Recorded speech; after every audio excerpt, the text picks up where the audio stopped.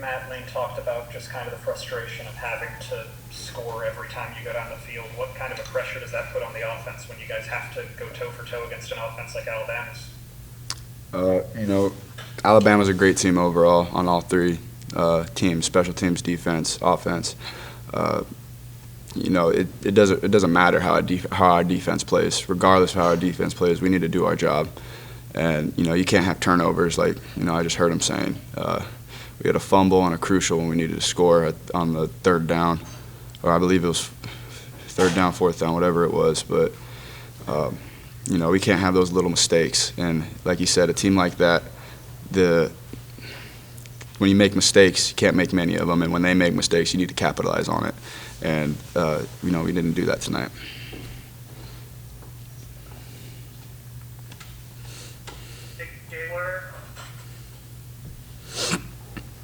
Maybe this isn't the best time to ask this question, but did you ever really see this sort of a three-game start for you guys going offensively just after everything that happened last year and then this weird off season where you just don't get normal practice? Like, did you ever imagine something like this? What do you mean? What do you mean? Just as far as the offensive performance with a short off season, new coach, and after everything that went down last year. No, I didn't. I mean, we're supposed to do our job. We didn't come in there thinking we were going to lose. No one's ever beat somebody coming into a game thinking they're going to lose.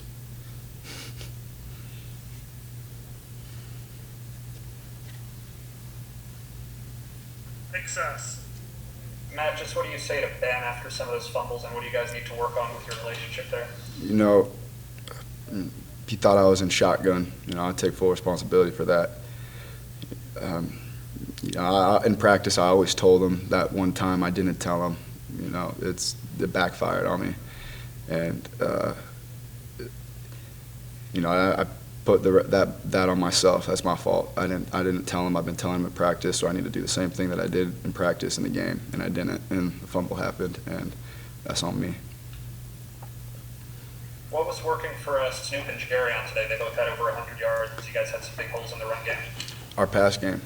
I think it complements our run game well, and Coach Kiffin and Coach Levy did a heck of a job creating a scheme for them, and you know, we'll continue to move forward and fix the mistakes that we had.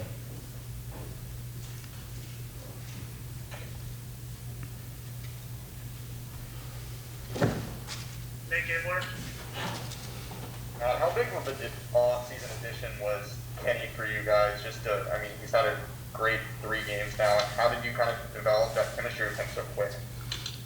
You know, it all started with, you know, the work in the weight room. Kenny's a hard worker, and it rubbed off in the tight end room.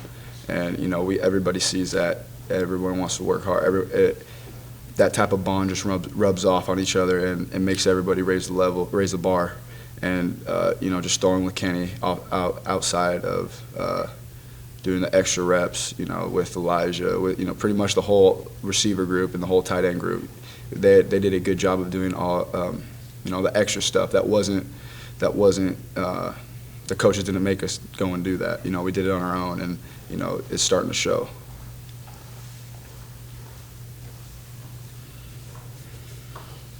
Any further questions for Matt? Despite the loss, what had you guys clicking on offense for the 3rd straight week? Say that again.